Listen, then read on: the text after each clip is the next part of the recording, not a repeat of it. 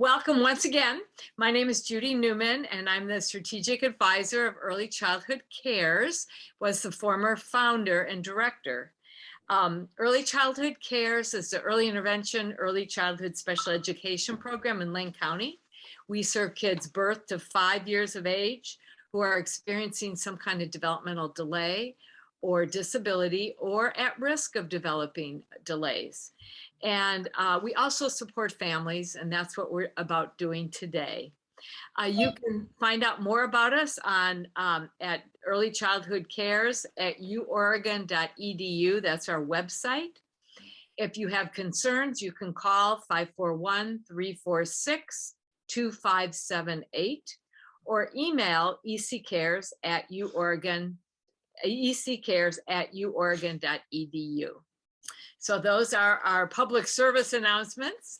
And I'm going to reintroduce Florien Deurloo, who is here. She is one of our early intervention, early childhood special education specialists and autism specialists. She has been with Early Childhood Cares from the beginning, a valued and very knowledgeable staff person who's probably seen most every issue around toilet training that you could imagine. So I'm going to turn it over to you, Florien. Okay, thanks, Judy.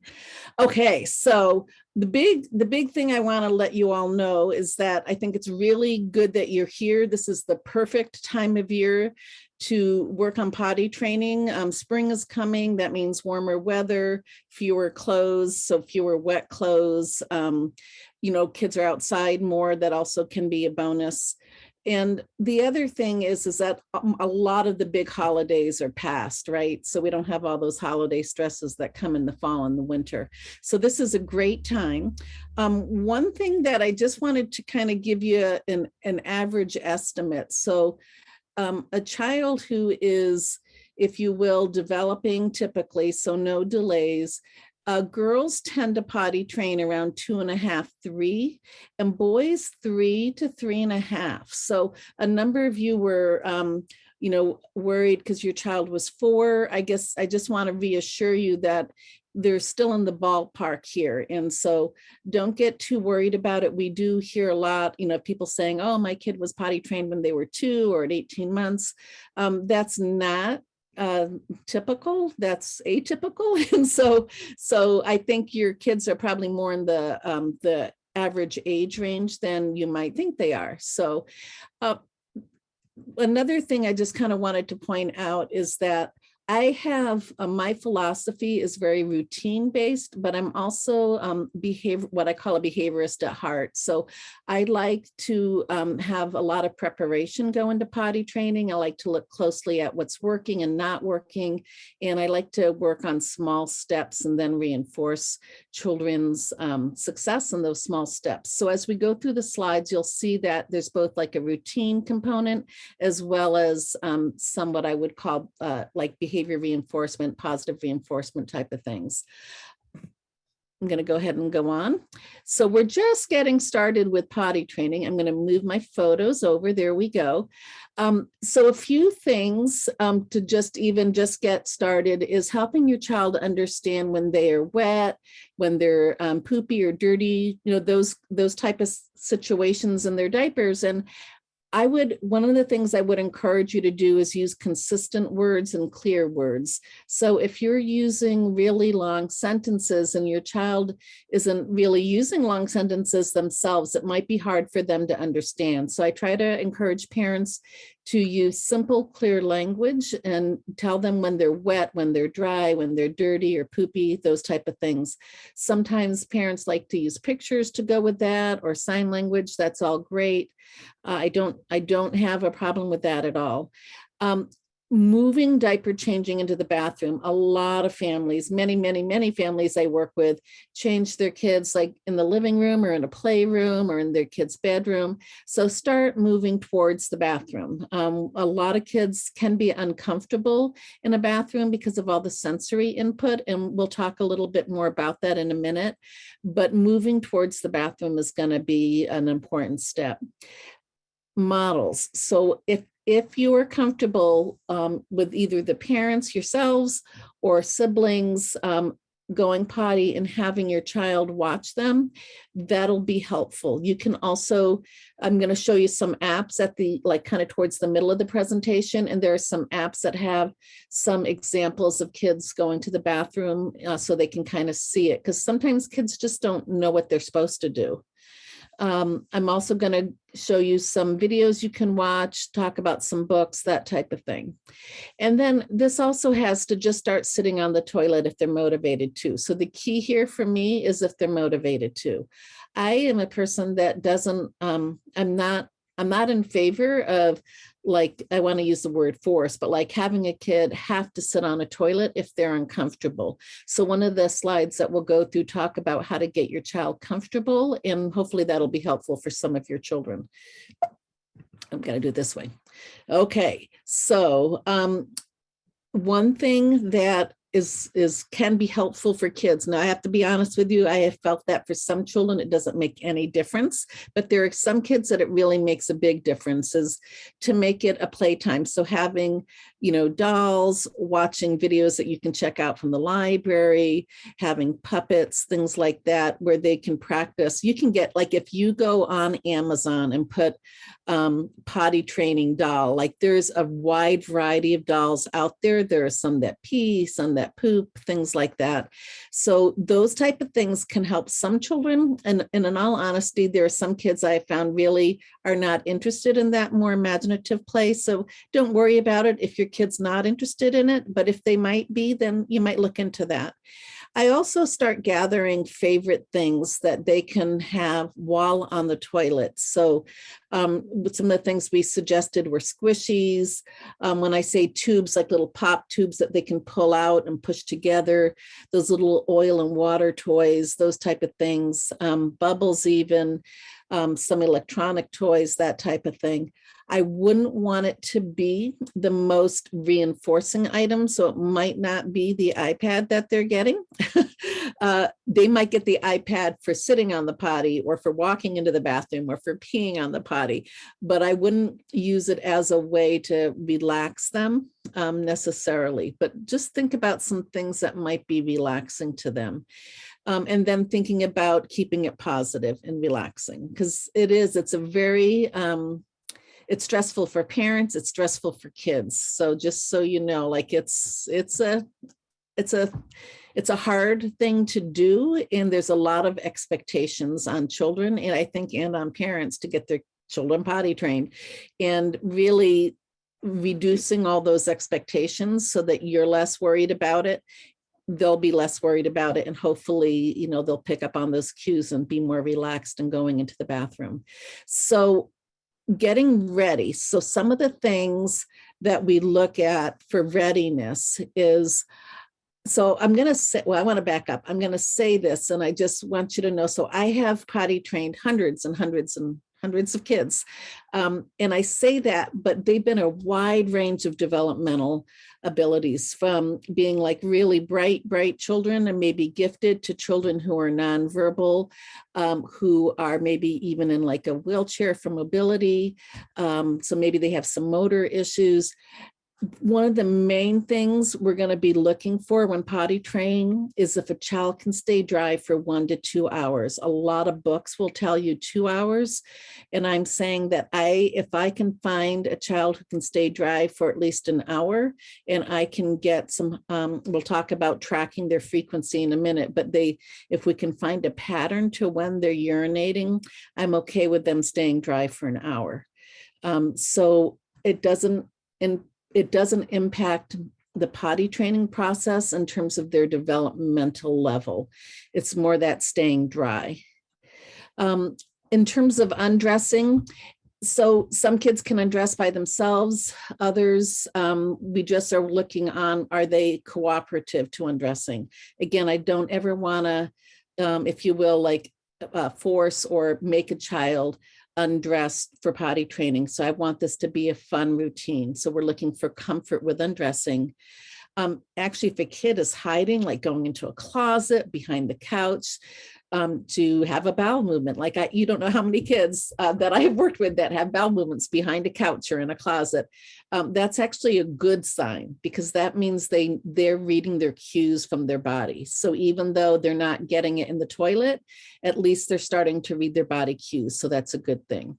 And then again, getting comfortable and sitting on a toilet is readiness. Now, I would say this about that, because I think at least one of you, if not two, when we were introducing each other, mentioned that like you're just getting your child to sit on the toilet.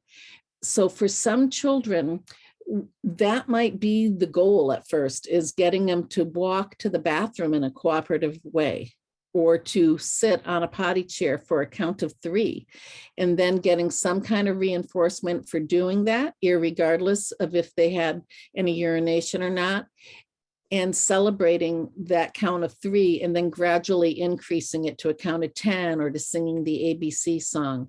So when I say sitting on the toilet and being comfortable around it, it may actually be something that you need to work on with some children. Okay, this is a long list, but this is really where I want to talk about the space. And if anyone has questions about this before I go on to the next slide, please either write your question in the comment section, the chat room, or you can speak out. But one of the things I always look at first for any kid is, what is the space like that they're going to? Do they have a comfortable toilet to sit on? A lot of parents buy those potty seats that are designed like for toddlers, and they're low to the floor, so it's not the actual toilet. I do sometimes, I want to say, agree with those. There are times that they fit the child well. So if a child, though, has their knees going up to their chin and they're way too tall for that kind of toilet seat, that is not going to work. If the child is sitting on a big toilet, but their feet are dangling, that's not going to work. So what we're looking for is a toilet that they can be comfortable in. Do they need a footrest for their feet? Do they need some kind of bar to hold on to for stability for sitting? Do they need an insert so their little bottom doesn't sink into the toilet bowl? But that comfort is real important. If you think about it, those little potty chairs really, I rarely see them work. It doesn't mean I never see them work, but often they're so much smaller than the children that it's not physically comfortable for the children to sit on. Now, it might be when they're younger. Some of you mentioned you had like 2-year-olds, like that's what they're designed for. They're designed for toddlers. But if you've got a 4-year-old or even a tall 3-year-old, they may not fit comfortably on that kind of toilet. Again, footstools are great. There's a variety of them you can get like at Walmart. Some people have used old phone books or just made little wooden steps, that type of thing. For some kids, the hand railings can be very securing and help them reduce some anxiety about not wobbling on the toilet. So for some kids, that's important. We mentioned watching the temperature. If we have a couple bathrooms in my house, and one bathroom I don't turn the heat on a whole lot because we don't use it. Well, it's really cold. Well, that's not going to be comfortable for a child for potty training. You also don't want it too hot, like if it's right after someone's shower. So you're looking for comfort of the room. The other thing besides temperature is fans. So sometimes fans can be really soothing and calming to children, and sometimes fans can make noises and can be agitating for children. So just really look at the room and the materials that you have in the room. Do you have everything you need in there? Do you have the underwear? Do you have the diaper? Do you have the wipes? All that kind of stuff. Do you have a box with all their little toys that they can hold while they're sitting on the toilet? Any questions about this? Is real important, you guys. Like, honestly, like this is where I start with kids is, do we have a space that fits them and it is meeting their sensory needs? Are there any questions around this? Okay, I'm going to go ahead and go on. This is just a picture of some of the toilets, options that we can have. The one that I like the most, I'll tell you what my favorites are, is I really like this bottom one on the left. It has the step stool to climb up on.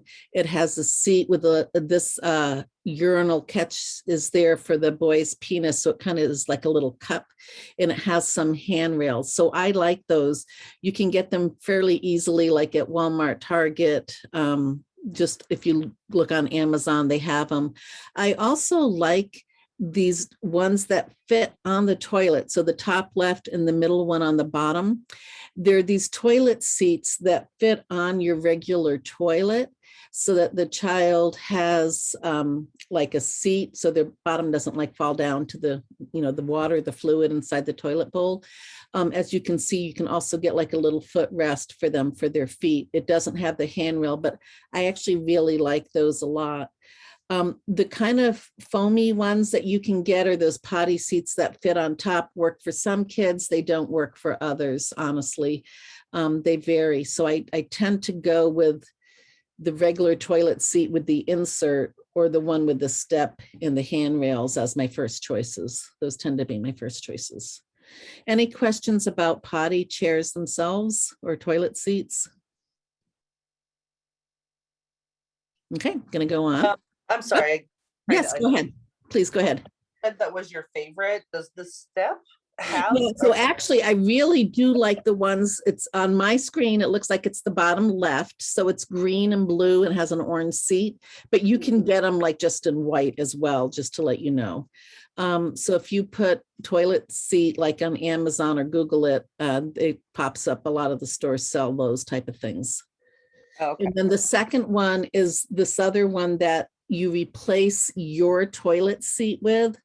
So you take off your toilet seat and you put on this other one that has like a child's insert that's part of the frame of the toilet seat. Florien, Yeah, can I make a couple comments? sure. Okay, so the one that goes onto your toilet seat that you actually replace yours with, those, the price ranges are like $25 to $35. I've seen them go up to 50 to Mhm. give people an idea, and I've seen these step ones for like $20. But Yeah. go ahead. No, go ahead, Lori. The ones that you place on the seat, I've got, I came in late, I'm sorry. Oh, that's I've I saw got 5 boys, so I've tried tons of different seats over the years. And my I have a 5-year-old with ASD and OCD and sensory. Those ones that just sit on the seat terrify him, because if they shift even the slightest, he freaks out. Yeah, they do. They don't work for a lot of kids. And Lori, thank you for mentioning the price of those. You're absolutely right. I saw you come on, by the way. Hi. So with that in mind, EC Cares does own some potty chairs, you guys. So we own some of the ones that we own, all of these types, actually. We don't have the step stools, but we do have others, and we loan them to families. So when you were telling me your child's service coordinators or their teachers, if you can't afford getting one, we can loan them to you. And so check in with your service coordinator and we can see what we have available. But I know that we have those because I have loaned them out myself. Sorry. No, go ahead. If your kid has the DD services, if you can get your doctor to write a note, they'll help you get the adaptive seats. Yeah, and so thank you. That's another really good point, Lori. See, having 5 kids really helps. So with that in mind, so what she's talking about is some children in our services, not all, but some do qualify for what we call Lane County Developmental Disability Services. And they do have funds for families to help pay for things in their child's home that might be helpful to them. And so I'm going to ask Nellie, could you make a note, because I know you have everybody's email address, and maybe Yes. we could email them information on Lane County Developmental Disabilities in like who would qualify and what that is, just so you know, not to sidetrack everyone. It's not, they do have funds for materials to help with adaptive skills such as eating and feeding and sensory needs. They also do like safety alarms, like for doors, sensory equipment, chewies, things like that. But they also do have some respite funds for families. So if parents need someone to come in who's more skilled working with kids, they have respite funds. So we'll send out that email to everybody with their contact info. Thanks, Lori. Okay, so again, I mentioned this already, but the main thing about entering a bathroom and sitting on the toilet is relaxation. If your kid likes smells, like I have kids who like the smell of oranges, say, and so then have some oranges that they can smell in the bathroom. If they don't like the fan, then just make sure that fan does not go on, or see if there's a way you could turn it off so it doesn't go on when they go in there. Some kids like calm lights and darker rooms. So just think of calm. I've had some parents use heat packs, like those neck wraps or belly wraps. So some heat packs have been really helpful for some kids as well. Okay, so again, we're all getting ready for potty training here. So these are visuals. If your child's in a classroom already with us, you might have seen these in the class, or your child's teacher might have mentioned them. But these are things that, again, your service coordinator / teacher can help you get. There's sequences for boys standing to go pee, sitting. There's girls. There's this kind of first then concept of like first you go potty and then you have a reinforcing activity. We have little social stories. The I Use Potty is a girl one. And we actually can put in little strings of yellow for urine, or little brown oval shaped items to demonstrate that you have a BM in the toilet, that kind of thing. So we have these kind of visuals available. We have hand washing. If you need anything like this, again, this is something you can ask your service coordinator's teacher about, and they can help you get this. So again, in terms of potty training, I'm getting everything ready. I'm getting the room set up. I'm getting the right materials. I'm getting the visual supports and sensory supports that the child needs. Then I might start looking at apps. I think I'm going to show you 2 or 3 different apps. Some kids like others that are not on here, but I'm showing you I think 3 that are like the big ones, the ones that are most popular. Potty Time with Elmo is a great one. Kids really like him. That comes with some songs and some activities. They have a whole little progress chart, but Elmo has a good potty app for the kids. This one here is Daniel Tiger, Stop and Go Potty.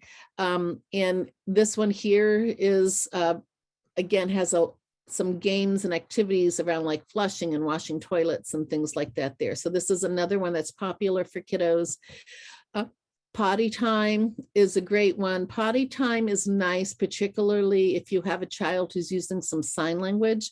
And so they pair in the whole thing in terms of potty training with signs. And so for some children, that's important because that might be their communication mode. And this one here, I love. And I don't know why, I just noticed I have a red streak on my screen and I'm not sure why. But this one here is called See Me Go Potty. And this is my favorite one because when you buy it, you can create the image of your child. I mean, it's not a perfect emoji, but like if they have long hair, short hair, boy, girl, they have different skin tones, eye colors, if they wear glasses, hearing aids, things like that. So you can create your person who would be your child, and they work on potty training with your child, and they have a whole reinforcement system built in.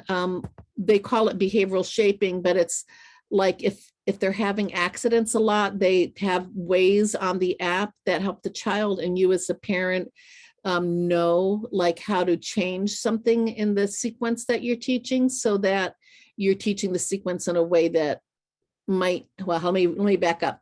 If what you're doing isn't working, it'll help you decide what to change in your behavior so that you are doing something that's helping your child potty train more successfully. But it's a great one. Actually, we have some of our classrooms, they have one of this app for every kid. Not all classrooms, but a lot of our classrooms do. It's a great one. It's my favorite.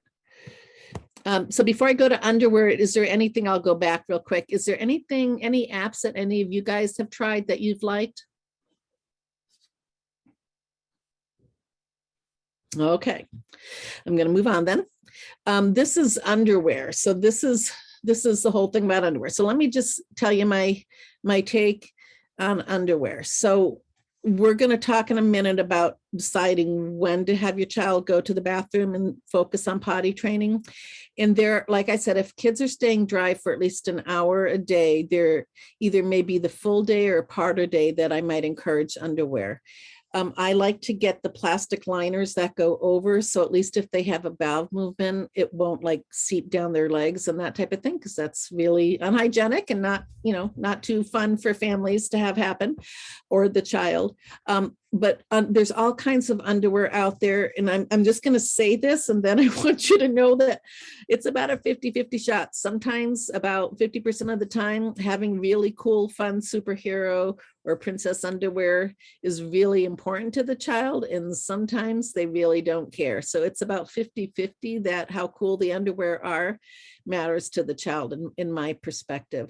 It is a messier process. Kids are going to have accidents on the floor, on your couch, that kind of thing. So you really need to think through, like, what are your, I don't know if values are the right word as a family, but what works for your family? Is it okay if they get urine on the carpet, but it's not okay on the couch? So know what your parameters are while they're having accidents. The rubber outer liners you can get at Walmart, Target, Fred Meyer, Amazon, all that kind of thing. So, and now this slide here, when we wrote this up, so Julia, who I told you, Julia and I did this together last year. Julia likes to go to just taking diapers away altogether. I don't necessarily, what I do is I may, for some children, take them away altogether. I'm not saying I never do that. I do that sometimes, but for some children, we may be just focusing on every day at 1 o'clock after lunch, we know the child is wet. So we may just focus on wearing underwear from lunch to 2 o'clock. But the idea is that if you start the process, it's good to continue with it. There are times I'll suggest to families, like, let's just stop and go back to diapers for a couple months and then restart.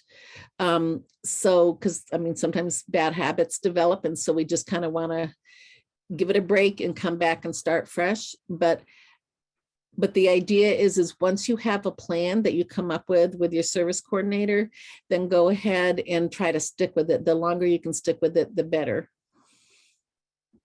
The other thing I would add about this here is training pants. So a couple people mentioned, I think, pull-ups, and some people said diapers, but let me just share my perspective on this. My perspective is that underwear is best in terms of children feeling the wetness.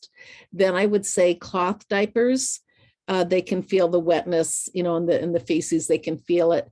So those are good, because then they can hopefully learn that sensation that, oh, I'm wet, I need to get changed, or, I need mommy's help, or that type of thing, or daddy's help. Pull-ups, as a general rule of thumb, really are designed to be very, very, very absorbent. And so your child will have a harder time feeling the wetness. Now, there are some brands out there that you can buy that say that they're pull-ups and your child can still feel the wetness. They're going to be more expensive to buy, just so you have that picture. So I tend to stay away from pull-ups when potty training. Again, it might be that I focus on just a part of the day, or it could be the whole day with a child. But the pull-ups generally absorb unless you go for these really high-end brands type of thing. This is also where I like to add in that if you have a child over 3 years of age who is in early childhood care services, or I heard someone was from Southern Oregon. So if they're in services and have an IFSP, an individual family service plan, if you are over 3, you can qualify for free diapers if you are on state insurance, so OHP, so Trillium Pacific Source is what's used around here. Private insurance sometimes will cover diapers, sometimes not. But once your child turns 3, if you do have OHP, they will You can get a prescription from your doctor, your child's pediatrician. It goes to one of those home health businesses, like a place like where they might rent wheelchairs or canes, walkers. We have that, sorry. We have that for Georgia because she qualifies for disability services. Yeah. And yeah, they pay for her pull-ups and we order them through a place in Portland called Byram Healthcare. Byram Healthcare, BYRAM. Yeah. Yeah. Do you mind typing that in the chat? Not at all. Okay. And so the prescription, though, comes from the pediatrician or doctor, and then it goes to Byram. And Byram will work with you. Like you can tell them, like if your child has certain skin sensitivities, what sizes. They also will provide pads to change them on and wipes if you need the wipes too. And so it just all goes on the medical card. So it's really, and they deliver often more than what you need in a month. Is that correct, Georgia's mom? Thomas was getting them too. Yeah. They also will do gloves. Oh, they give you gloves too. Okay. Yeah. Okay. I didn't know about the gloves. Yeah, they'll also do gloves for like, because the 7-year-old would have accidents in his bed or, on the floor. So they would provide gloves to clean up the mess. Okay. Okay. So, Nellie, I'm going to say when we send out that email with the Lane County Developmental Disabilities information, let's send out the diapers for people who are on OHP too. Okay, got it. I'm looking down because I'm writing myself a note too. Sorry. Okay, I'm going to move on. Oops. What? There we go. Okay, so this page here is really has a lot of information on it. Whoops, I didn't mean to move forward, but I want to just say that this is like probably the most important page. And hey, Nellie, I'll also send them the PowerPoint so they have a copy of this page. So Julie and I have slightly different methods, but I want to tell you that I feel that both of us are flexible. And like she does say that sometimes she uses my method and sometimes I use her method, but she labeled my method, I love it, the scientist method, because I like data. And she calls it the surfer method because she tries to be more laid back about it. So you have two different methods here.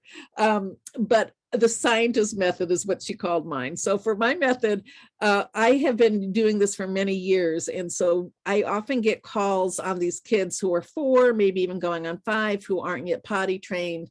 And they kind of want to have some ideas and some, a fresh perspective on what to try. So if you've tried other things and they haven't worked, this might be a good way to approach it. It's also some parents I work with love data like myself. And so they are like, yes, this will work for us. So if you like data, then this would be a good one too. So what I have families do is I have them collect data for 1 week. Sometimes I'll say 2 weeks. But essentially about every 30 minutes, I want you to note if your child's wet, dry, or has a BM. So you're not potty training. This is for this week or 2. This is when you're also like getting your environment set up and some toys to play with and getting the app and all that. So while you're doing all that, you're collecting data. I have data sheets I can send along in the email, but I can also tell you that most parents just put up a piece of paper that they tape on the wall, and then they just write the date and write down the times that they check. Now, do parents really, and I should also say this doesn't mean that you're laying your child on the floor to do a diaper change. This is, I call it the diaper squeeze, like you're checking the diaper to see are they dry, wet, or poopy, and they don't need to undress or anything like that. So you track it, and I say to do it about every 30 minutes. My forms actually say every 15 minutes, so don't flip out by that. But I would say, in all honesty, most families get it about once every hour to 2 hours. So, I mean, I'm realistic, and that's what people do. But sometimes you don't get enough information if you're only collecting the data every 2 hours, because if you're checking them at 10 and they're dry, and then at noon they're wet, then I don't know if they're wanting to urinate at 10:15 or if they're wanting to urinate at 11:30. So I may ask you to actually collect more data on specific times that are narrowing it down. If you don't take data frequently, then I ask you to take more sometimes. Sometimes I don't need you to, but sometimes I do. So the reason we do that is what I'm looking for is high frequency times that your child's urinating. Again, I'm okay if a child's urinating, if they're staying dry for at least an hour. It doesn't need to be 2 hours, but if they're staying dry for an hour, then I want to know what their patterns are. So all of us, myself included, have patterns. I have coffee in the morning. Well, I wake up, I go to the bathroom, I urinate. If I have coffee, I usually have a bowel movement. Like I'm just sharing and putting it out there to make an example of, like, we all have patterns of our elimination, and so does your child. Sometimes the data will tell us that your child is leaking, like maybe they're just having little bits of urination all day long. That's a different, I want to say a different issue. So then we'll be potty training from a different perspective, and we might be looking at bladder control. They might have low muscle tone. They probably have some sensory issues. So it may be a different approach, but that data tells me a lot of information. And so what I do is, once I know when they're consistently eliminating, I'll look at that through the day. And so the parents always say they're wet when they wake up. So they'll be wet at, I'm being hypothetical, 7 a.m. And then they'll have various wet times throughout the day or bowel movement times throughout the day, but they'll also have high frequency times. So keep that in mind. So, and from my approach, if the only high frequency time that the parent really can focus on it, so that it's not dinner time, it's not bedtime, it's, you're not having to go pick up kids at 3 different schools, that kind of thing. So you're going to pick a high frequency time or 2 that you are available to focus on the potty training. And that's when I would be going to the underwear. That's when I would be doing like step 3 and step 4. So what I try to do is I try to create a routine around those high frequency times. So if a child, like, I'm going to go back to my example of 12 o'clock they're dry, 2 o'clock they're wet, or what did I say, 10? I'll say 12 and 2. So 12 o'clock they're dry, 2 o'clock they're wet. We collect more data and find out that, lo and behold, they're urinating about 15 minutes after lunch. So they're actually urinating sometime around 12:15, 12:30, 12:45. So I'm going to set an alarm on my phone or on my Potty app, whatever I'm using, to remind myself that about 15 to 20 minutes prior, I'm going to give my child a lot of beverages. I'm going to fill up their bladder. And the reason I'm filling up their bladder is because I want to have a higher probability rate of success that the kid's going to pee on the toilet. So again, if it's 12:15, 12:30, around 12 o'clock when they're having lunch, I'm going to make sure they get a lot of fluid in there so that their bladder's full. So when I put them on the toilet around whenever they're done eating at 12:15, 12:30, that there's a higher probability that they'll pee on the toilet because their bladder will be full. I think the thing I hear the most from parents who have been working on this for a year or 2 is they're putting, and I'm not saying, I'm not making any assumptions about the families that say they've been working on it for a year or 2, but I'm saying that I hear this frequently. What I hear frequently is, they're putting their kids on the potty, and then the kid starts getting more and more frustrated because they're not having any success on the potty.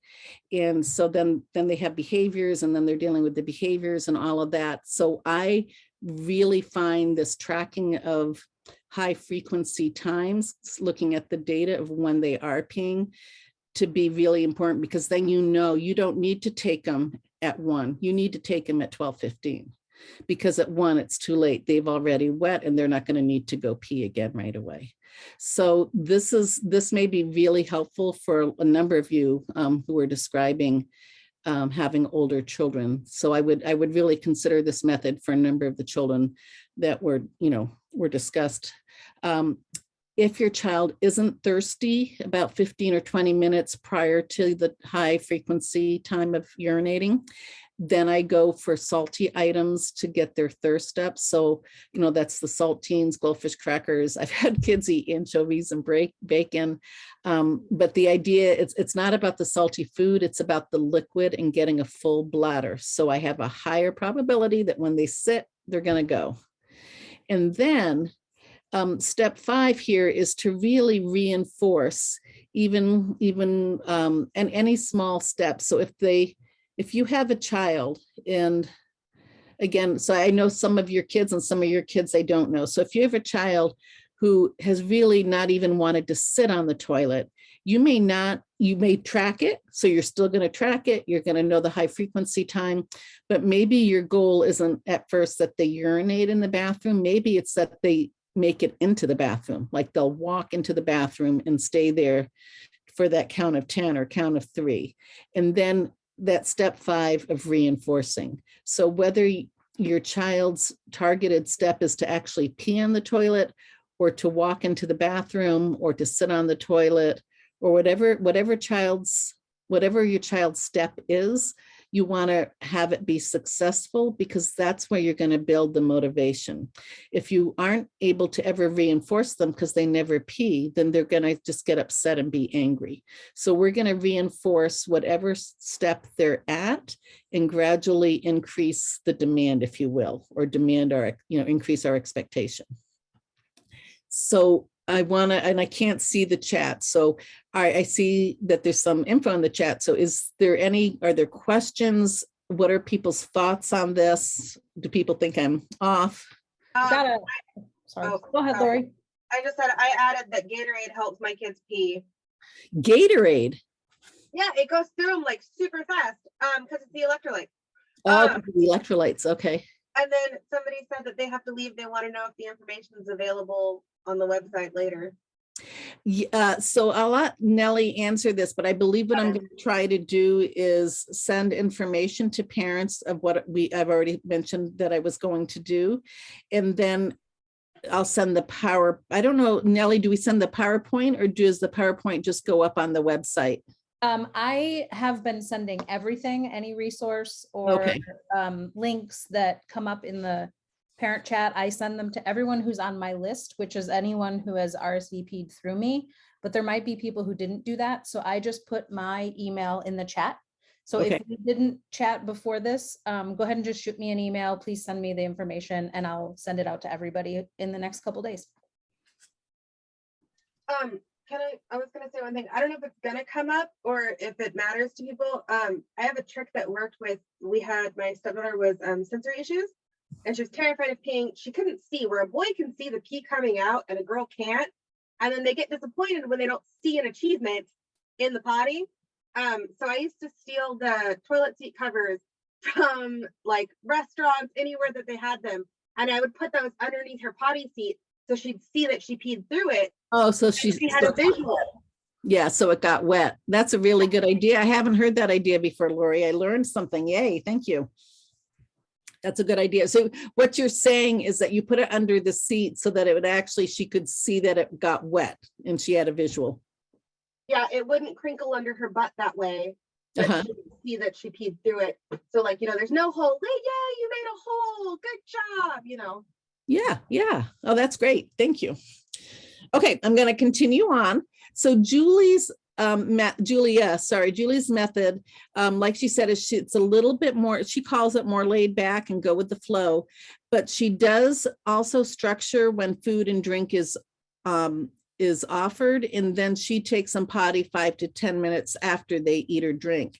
But she's not the difference is that tracking of when they have high frequency urination or bowel movements. That's the difference. So, and she also, which, I think I kind of do step 3 too, but she really focuses on like their facial expressions, what their vocalizations are, what they're saying, and labeling it so they start to learn what that means.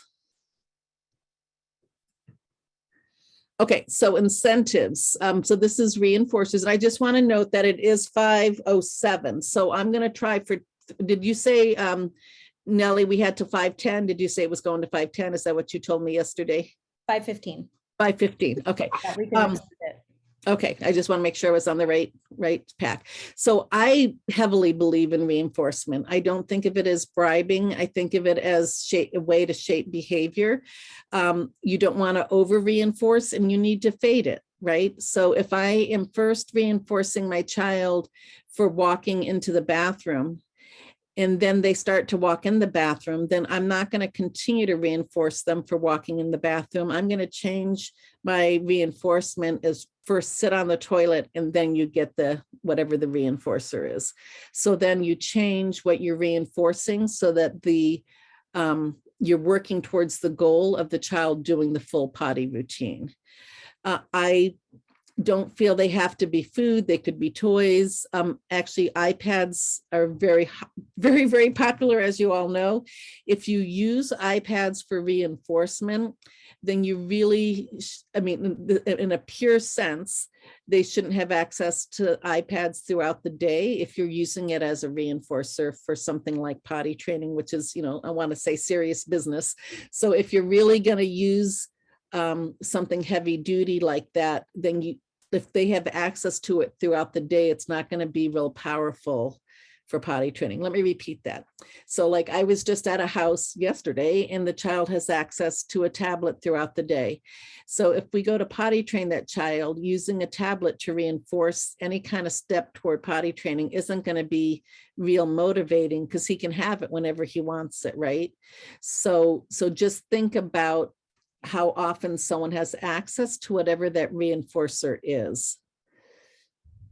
If your child likes social reinforcement, which of course is what we all want, like that verbal good job, hey, you did it, you sat on the potty, high five, spaghetti handshake, that's of course preferred, but I know that many of you are here because you've probably done all that and it probably wasn't enough. So sometimes you need like the popsicle or if they really like doing Legos with daddy, then maybe it's earning Legos with daddy or something, whatever it is, that is a real incentive for your child. But if they have access to it all day, it's going to lose its power.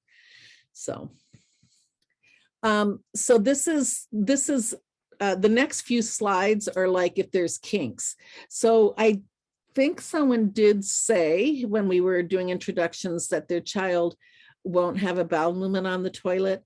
So again, having them see it in the toilet from someone else, a sibling or a parent, might be helpful for them to know and that it gets flushed.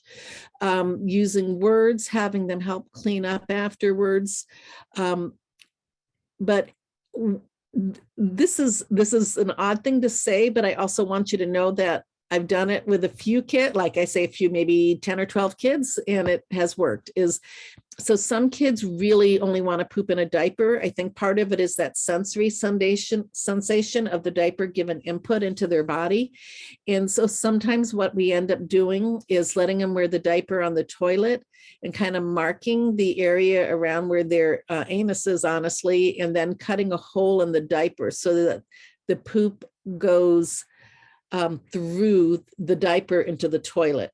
Because I don't have a way I don't personally know of a way to substitute that pressure on their hips and stuff that the pull-up or the diaper provides. And for some kids, they really like that input. So sometimes I do have people cut a hole in the diaper and then we fade it. Again, then it's faded.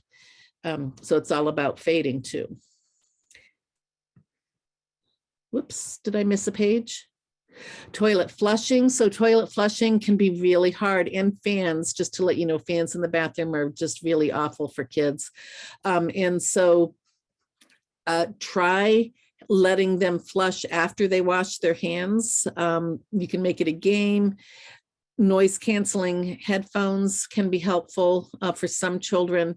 The worst part are these new, in a lot of the public schools, like when your kid goes to kindergarten, they have self-flushing toilets.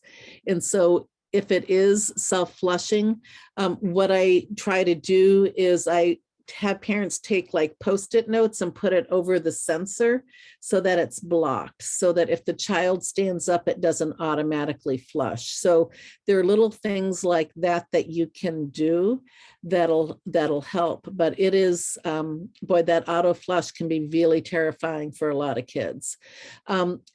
Potty training in the community can be very challenging. And what I would suggest, I know at least one person mentioned that, what I would suggest with that is starting with one place that is fairly familiar and that they'll have access to regularly. So if you only take them shopping at Safeway once every 2 months, then I wouldn't focus on Safeway. But if they go to grandma's house, you know, every Sunday for dinner, then maybe that's where you start working on it. So start thinking about, if they can do it in your home, how to transfer that out. And I showed you previously, there was a slide with a picture of a social story of a girl going potty. So we have social stories also for things like having BMs in the potty, going to the potty at grandma's house, or what do I do when I'm in the store and I have to go potty? So we can create social stories and visual supports for all that kind of stuff. But again, I would have a reinforcement if you're teaching to urinate in grandma's potty on Sunday, then you need a reinforcement system built in for that. That's that behavioral piece of myself. So Nellie, I see that someone's in the chat. Is that something I need to answer? Is there a question? Clarissa just mentioned that for girls, you could also use a skirt to give that input around the hips. Ah, that's a good idea too. Like a skirt that's more snug around the hips. Yep. Oh, well, and honestly, you know, some boy, I have seen boys wear skirts, and so that's something that we do see, and so that is something that they could do too. Okay, so this here, and unfortunately, I don't have a picture of it, but I'm just telling you that this is, I hope no one's offended when I say this, but I feel like it's like the Bible for potty training. I actually have one right by me. Oops, so you can't see it there, but I have it. I have multiple pages tagged. I use it at least 5 times a week with families when I'm Zooming and stuff. But it's a book called Toilet Training for Individuals with Autism, and it says, or other developmental issues. It's not just for kids with autism. But what I love about this book is it's easy to read. It's got visual examples. It has visuals, like they offer suggestions related to visual supports. They offer suggestions related to sensory supports. They follow the same kind of system that I do, where they track for frequency and picking high frequency times. They talk about reinforcement and toilet seats and all that stuff, but they have a whole back section. There's an entire section on common problems and solutions associated with toilet training. And they have everything from repeated flushing to fear of the toilet to not using it in the community, using it at school but not at home, or vice versa, failure to have a bowel movement in the toilet, urinating outside of the toilet. I mean, like the list goes out, smearing feces, resistance to using toilet paper. I mean, like there's all kinds of examples in here. So it's really practical. It's really practical. And we have, I think, 12 copies at our EC Cares office, and these can be loaned out to parents. And so you can check with your child service coordinator, teacher, and they, again, can get that for you if you would like, to loan to you. As we loan other materials, that's something we can loan. And I believe this is really the end. Set up a routine, build on it, keep it positive, and be consistent.